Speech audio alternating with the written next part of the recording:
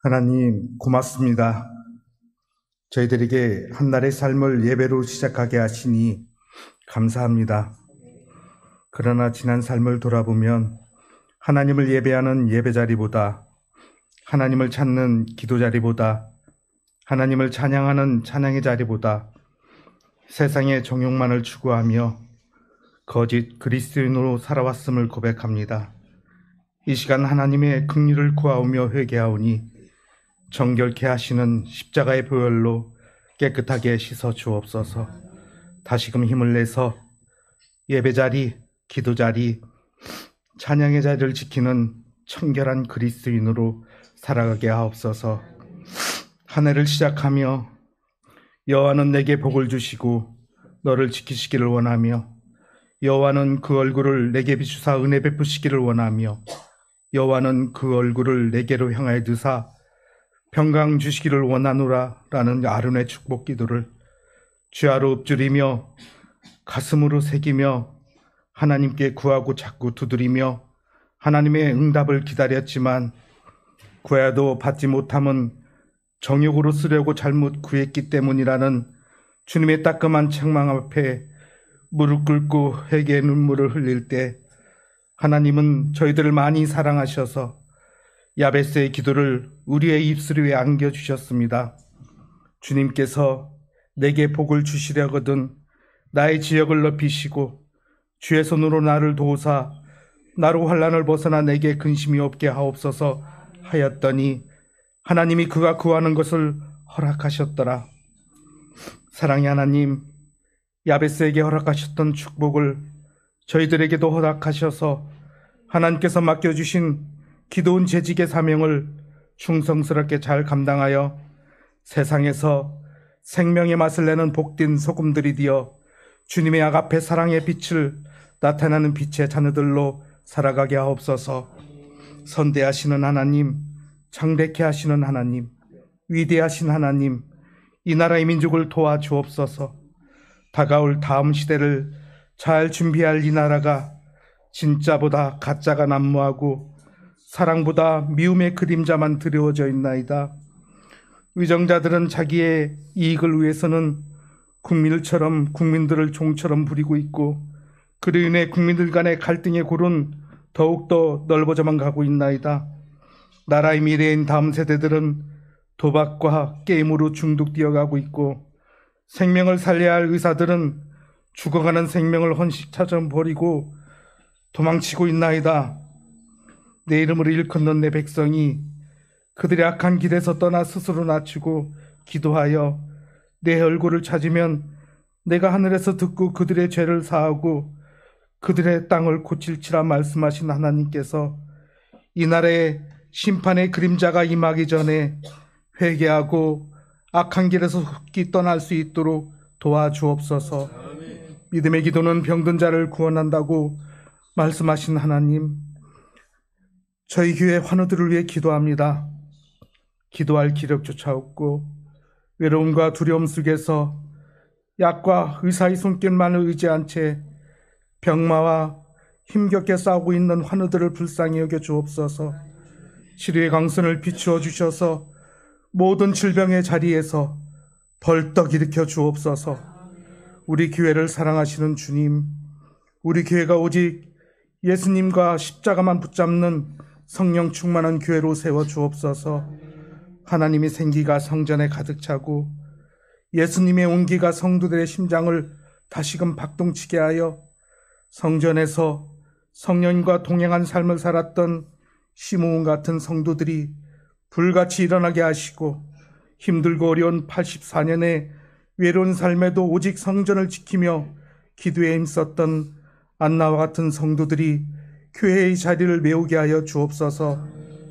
교회를 하나님의 말씀으로 이끌어 가시는 목사님을 위해 기도합니다. 주어진 모든 사역들 능히 감당할 수 있도록 하나님의 지혜와 지식을 겸비시켜 주옵시고 예수님의 명철함과 총명함을 덧입혀 주셔서 물된 동산 같은 우리 교회와 성도들로 이끌어가기에 부족함이 없도록 임마누엘의 하나님이 동행하여 주시옵소서. 이 시간 목사님이 말씀을 선포하실 때 듣는 저희들의 귀와 마음을 활짝 열어주셔서 말씀의 능력으로 새 힘을 얻고 일상 속에서 범사가 잘 되고 강건한 복을 누리며 살아가게 하옵소서. 이 시간 방송으로 자막으로 악기로 찬양으로 예배를 돕는 모든 손길들을 축복하여 주시길 간절히 소망하며 감사드리며 예수님의 이름으로 기도합니다. 아멘. 이 시간 함께 나눌 말씀은 역대상 4장입니다. 역대상 4장 9절 말씀입니다.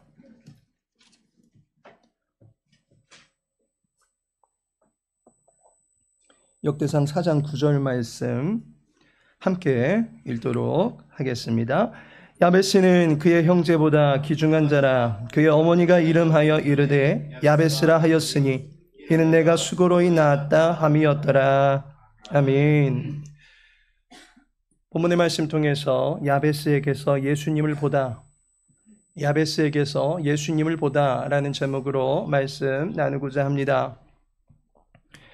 일제강점기에 김소월이나 정지용 씨의 버금가는 민족 시인으로 백석이라는 시인을 빼놓지 않습니다. 그의 시 가운데 자작나무라는 시가 있습니다.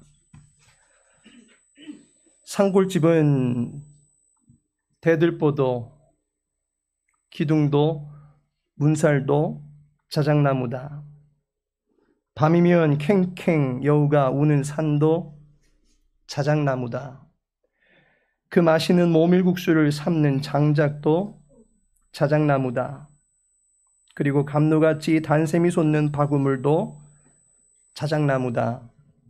산 너머는 평안도 땅도 베인다는 이 산골은 온통 자작나무다. 각 행의 끝마다 자작나무다로 마치고 있습니다. 마치 기승전 자작나무다라고 하듯이 이 시를 읽고 나면 눈앞에 온통 자작나무만 그려집니다. 자작나무는 한대 지방을 대표하는 나무입니다. 백석 시인의 고향이 본래 북쪽 평안도이다 보니 그 나무가 눈에 익숙했을 것입니다. 남쪽에는 잘 자라지 못합니다. 그러나 볼 수 없는 것은 아니겠지만 생태 조건상 쉽게 볼 수는 없는 나무입니다. 자작나무가 어떻게 생긴지 아십니까? 자작나무를 못 본 분은 계실 수 있지만 한 번이라도 보셨던 분이라면 기억하지 못할 분은 안 계실 것입니다. 왜냐하면 자작나무는 대번 보면 알 수 있을 만큼 독특한 색감을 지니고 있는 나무이기 때문입니다. 나무 고유의 옷빛이 곱다 보니까 무수히 많은 나무들이 있어도 자작나무에게만큼은 단번에 눈길이 가게 되어 있습니다. 그 나무에 애칭이 붙어 있는데 숲의 가인이라고 합니다. 무수히 많은 나무들 속에서 그 존재가 가진 아름다움이 빼어나기에 붙여진 이름입니다. 백석의 시에서 보듯이 흔한 나무라고는 하지만 결코 무심히 지나칠 수 없는 나무가 자작나무입니다. 눈길이 가게 되는 것입니다. 오늘 읽은 역대상 4장 9절은 그런 의미에서 자작나무와 같은 구절이다 라고 볼 수 있습니다.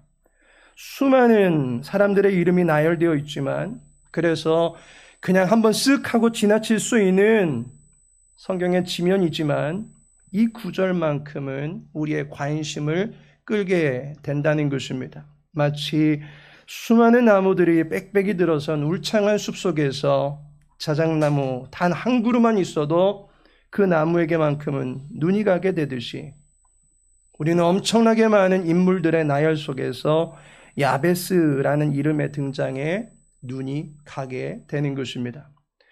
우리의 눈길을 머무르게 하는 야베스, 과연 그는 어떤 사람입니까?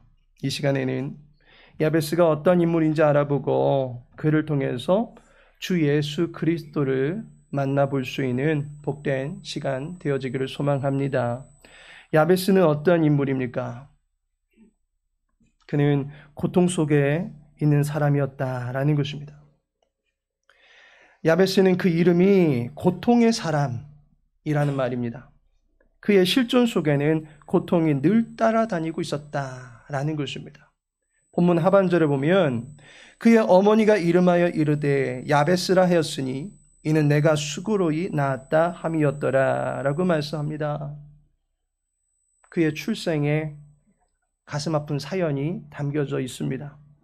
이름은 그 사람이 출생할 당시 또는 이름이 변경될 당시에 어떤 특수한 상황을 담아내서 짓는 경우가 많습니다.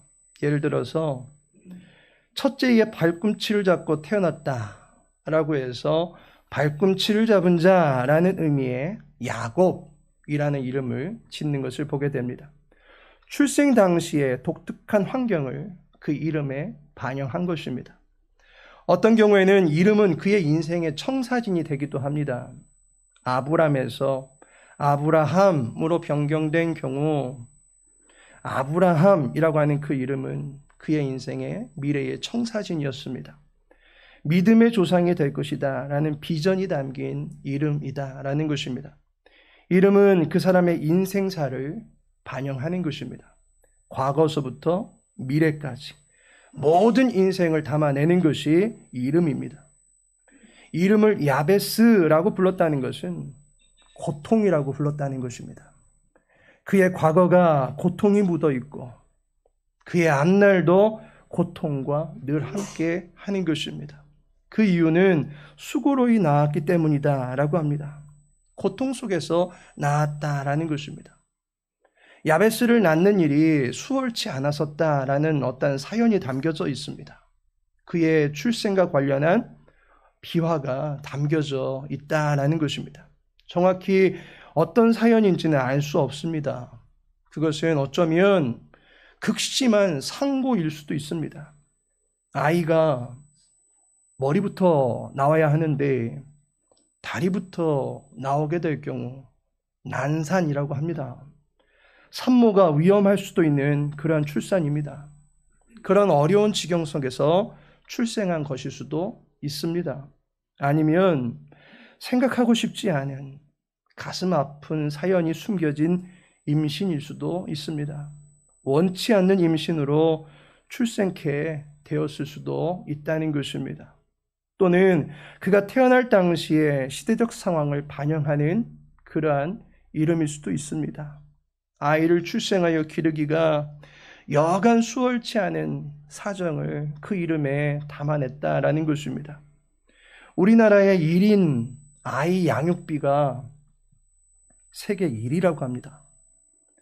아이 한 명을 기르는데 약 4억 정도 든다라는 것입니다.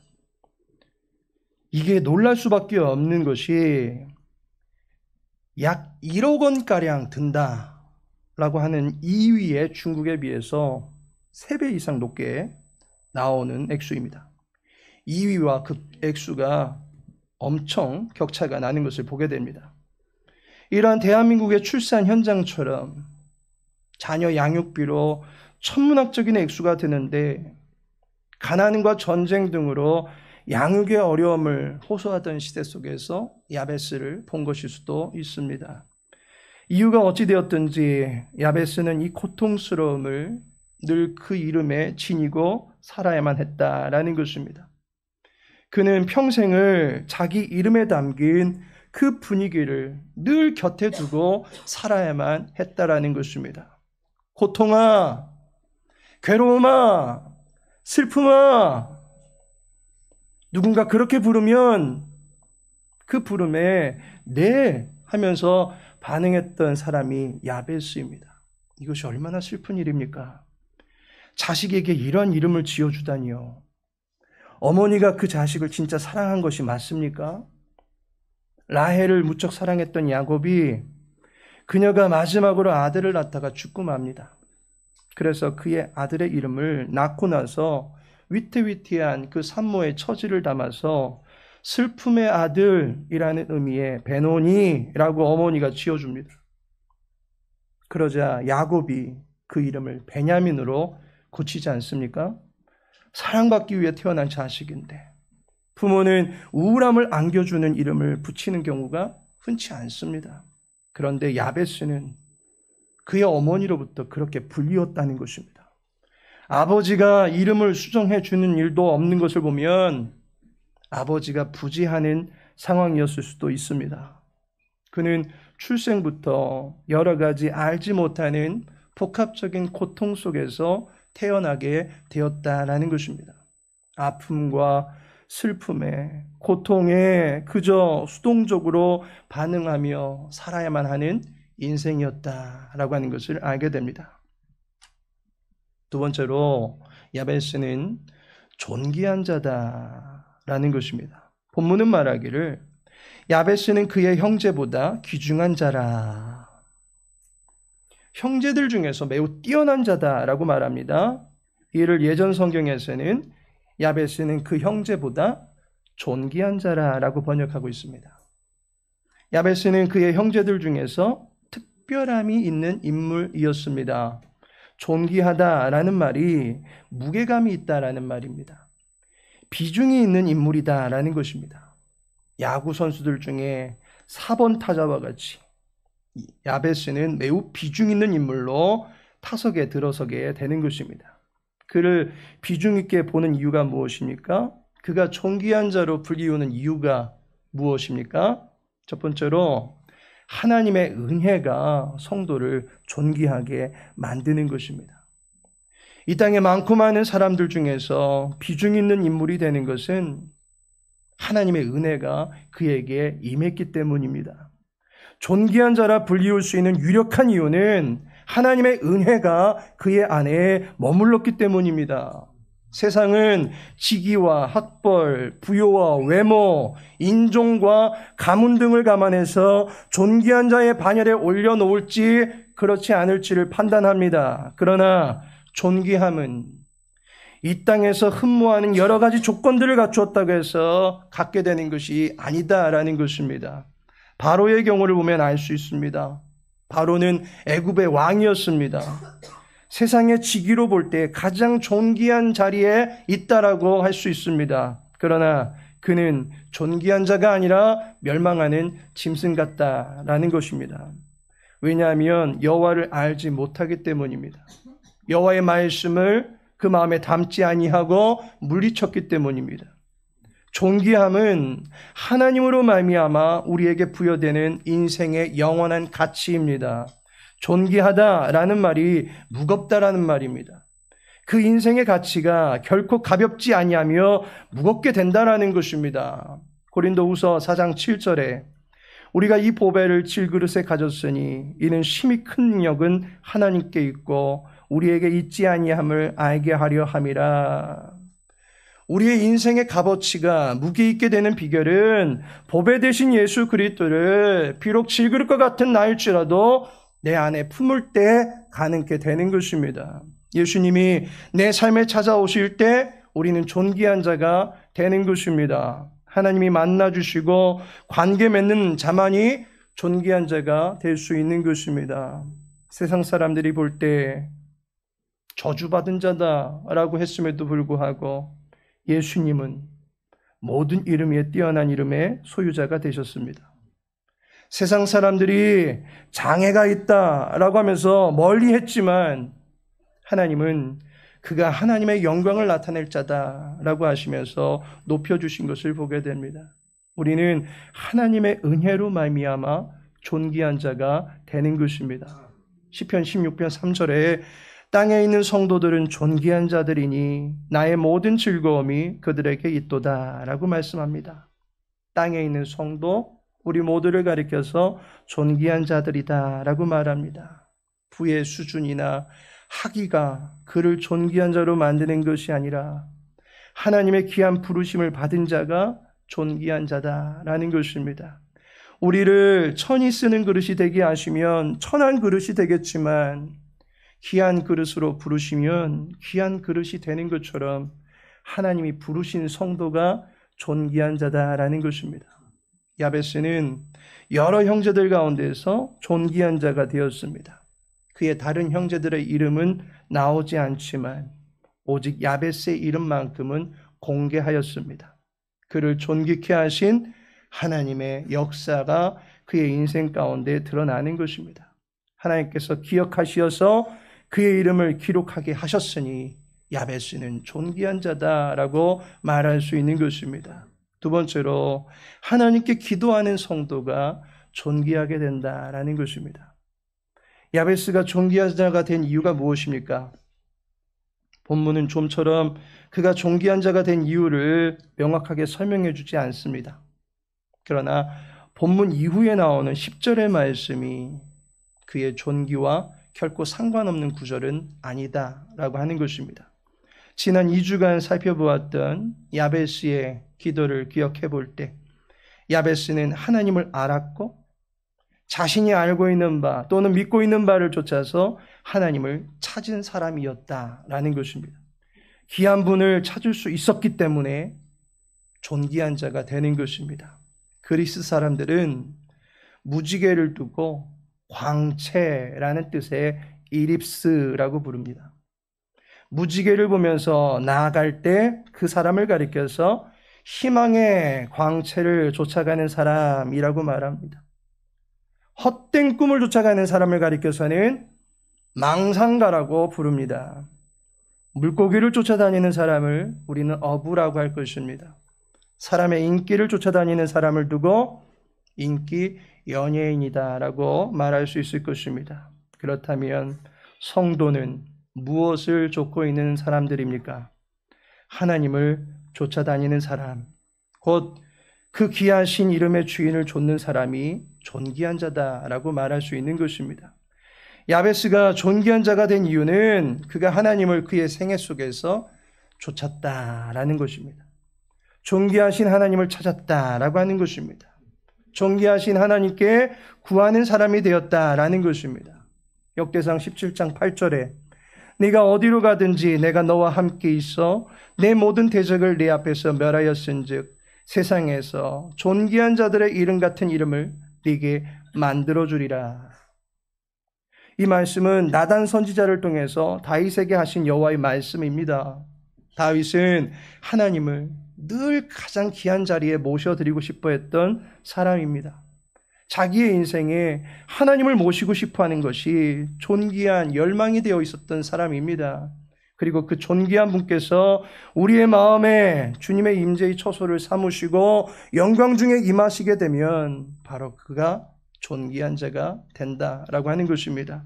마리아가 그의 육체 속에 예수님을 잉태하게 되었습니다. 그때 마리아가 고백하기를 그의 여종의 비천함을 돌보셨습니다. 보라 이제 후로는 만세에 나를 복이 있다 일컬으리로다.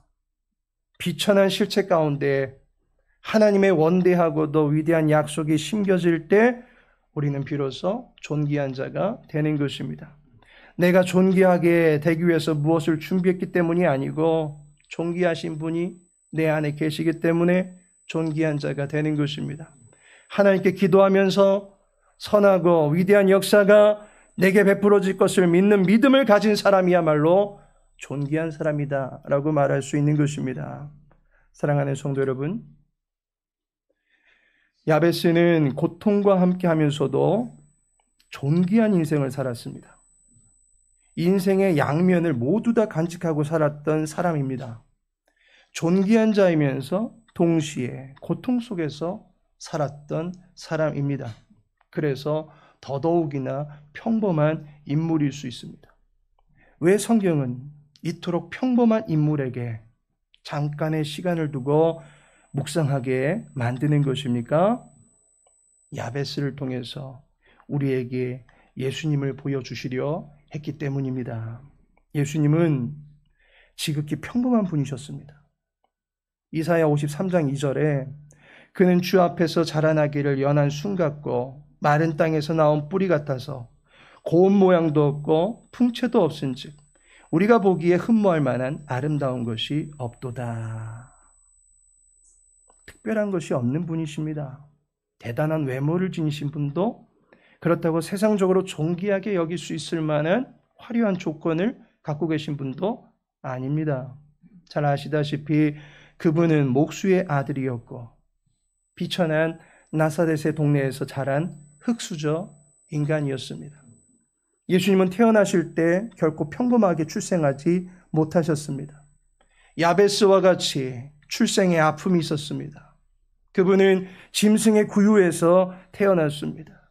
그 어떤 아이도 짐승의 먹이통에 누이고 싶어 하지 않을 것입니다. 왜냐하면 어머니의 더 안락한 가슴이 있기 때문입니다. 그러나 예수님은 구유에 누이셨습니다.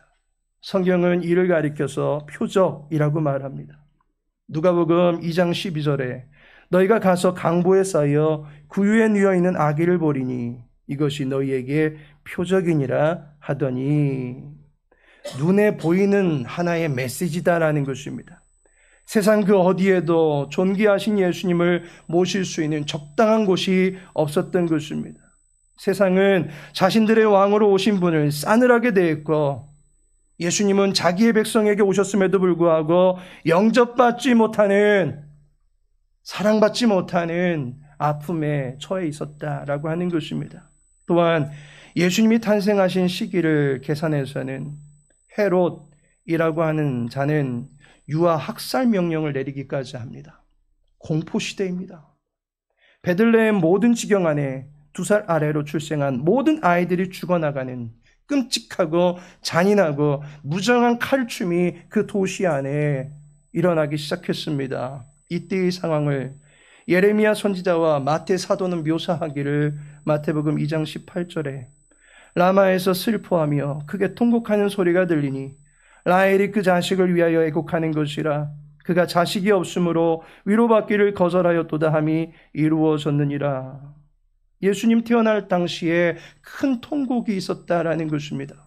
예수님의 출생과 관련해서 우리는 시대적인 아픔을, 그리고 우리가 처했던 비천함과 슬픔을 보게 되는 것입니다. 예수님의 이름은 구원자라는 이름입니다. 당시의 사회적 배경 속에서 그 이름을 가진 사람들은 수두룩했습니다. 그 이름은 너무나도 흔한 이름이었다라고 하는 것입니다.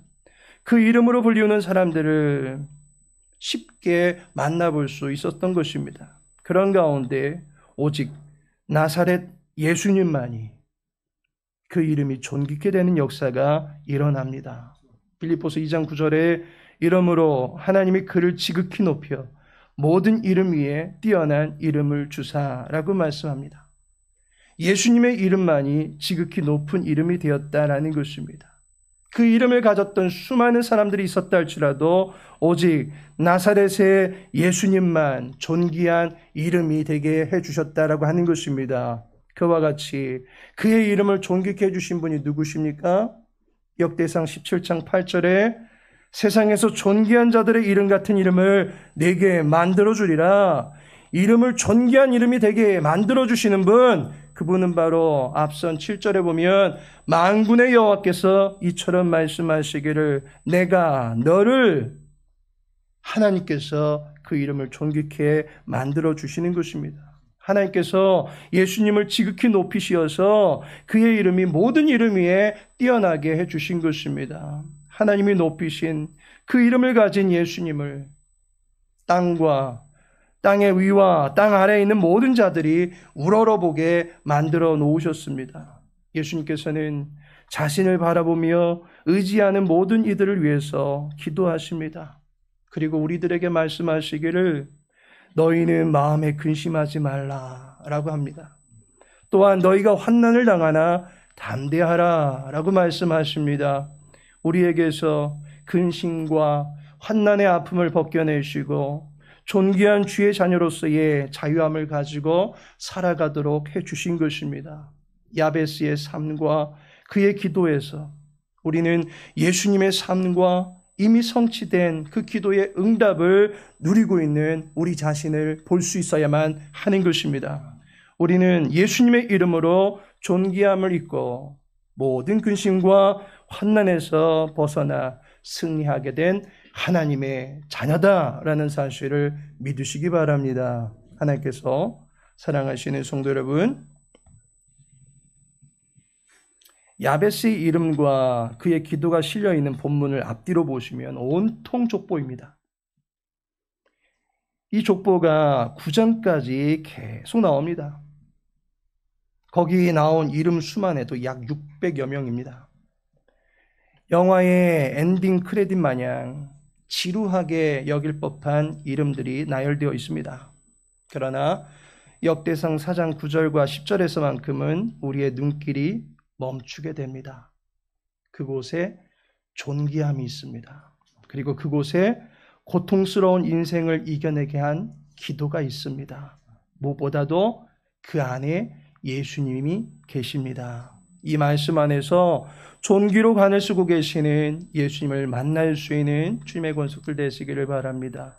그리고 그 주님의 이름으로 기도하고 모든 인생의 아픔과 슬픔에서 벗어나서 존귀한 인생 살아가게 하실 주님의 은총을 응답을 통해서 풍성하게 누리며 살아가는 주님의 백성들 되시기를 주님의 이름으로 축복합니다. 이제는 성자 예수 그리스도의 은혜와 성부 하나님의 크신 사랑과 성령 하나님의 내주 교통 인도 위로하심, 고통 속에서 건짐받고 존귀하게 살아가길 원하는 주에게 모든 권속들을 위해 이제로부터 영원토록 함께 있을지어다. 아멘.